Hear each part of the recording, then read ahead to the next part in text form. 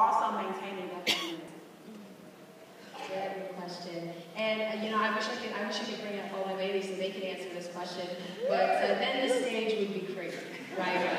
So you know, it's really strange because I said this on Facebook and I had a lot of people comment. But you know, when I was growing up, I never connected with women. I always dreamed of having that like babysitter club, girlfriend, friendship crew that, you know, was BFFs and had matching necklaces, and it never happened for me.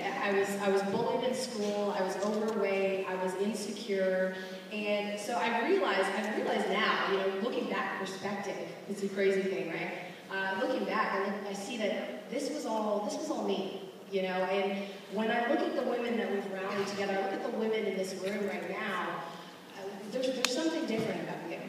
You know, there's something different about what exists here right now. The main reason that women get catty, that women get jealous, that women get competitive is because we've internalized all of these blocks, all of these blinders that Ashley was talking about yesterday, all of these barriers and all of these lies that we perceive as reality. Well, they're going to judge me. I don't look a certain way. I'm too old. I'm too fat. My hair is ugly. You know, I have tattoos all over me. What are people going to think? I don't have pointy high heels on. You know, what are people going to think? So we go into these relationships, we go into these partnerships with women, usually with this stack of insecurities that we're carrying along with us. So that causes, you know, when groups of women get together, somebody's got to be in the limelight. Somebody's got to be the center of attention. When you can eliminate that, so what you said first, you know, forcing women, teaching women, showing them a path to fully believe in their power and their purpose and their value, then you put women together. Then it's crazy. I mean, and that's why this is so different, because the first thing that you learn here, you haven't learned Facebook, you haven't learned blogging, because that's all in the 15K. Right? Get the 15K. That's all the 15K. But what you have learned is this belief in yourself that you have value, that your story matters. And when you can bring women together and they feel comfortable, there is no competition. There is only support. And I can tell you a story of a woman that made a really special journey to be here. She's been battling cancer holistically for the last 10 years. Her name is Marisol Dennis.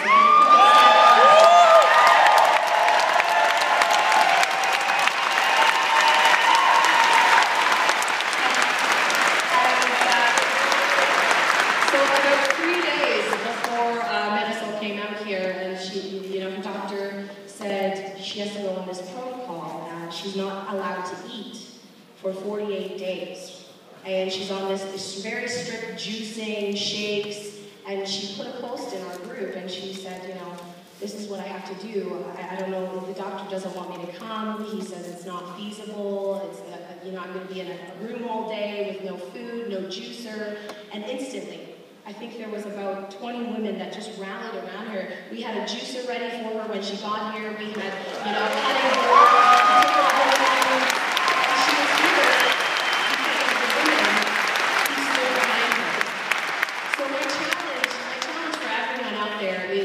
To look around at the women in this room and realize, I mean, when you get a woman on purpose, look out. Look out. So I want you to look around, and I want you to look at these women and see them as, these bearers of change. Because when women change, when women bring this confidence, I'm seeing it happen so, it's insane. These ripple effects of, their children are talking differently, their husbands are talking differently, thinking differently, their households are living differently because of how important our role is as women in our homes, in our families, in our communities. So we have to find that purpose. We have to find that strength because we owe it to our families, we owe it to our husbands, we owe it to the community, and we owe it to ourselves.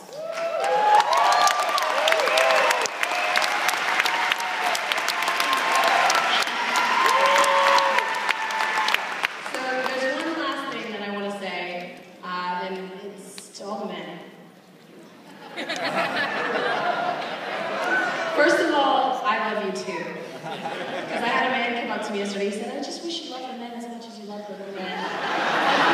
I do. And the reason that I love you men is because you have this inspired, empowered, just a mindset.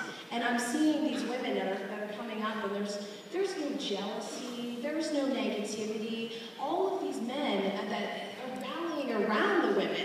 And I think that would, honestly, men, if you can look around at the women around you, support them, the women in your team, lift them up. Because if you get, like I said, if you get a woman on purpose in your team, and I know men like to talk about dollars, that's a lot of dollars, okay? So inspire your women. It's funny because men kind of are like, oh, I'm not going to get beat by a girl. And when Toby and I get on stage, we'll tell you the story of how we first met, and he got beat by a girl. So understand that mentality of, of lifting these women up, because these women will lead Empower Network global into every single home, every single family, and they will be changing lives for decades and decades and decades and decades because the power of a woman. If you ask any person, probably in this room, who was the most influential person in woman in your life, 95% of you would say your mother. Your mother. So think about the woman standing beside you, the woman that's raising your children, and the impact that she has on the future. And that's all I'm going to say, gentlemen. Thank you so much.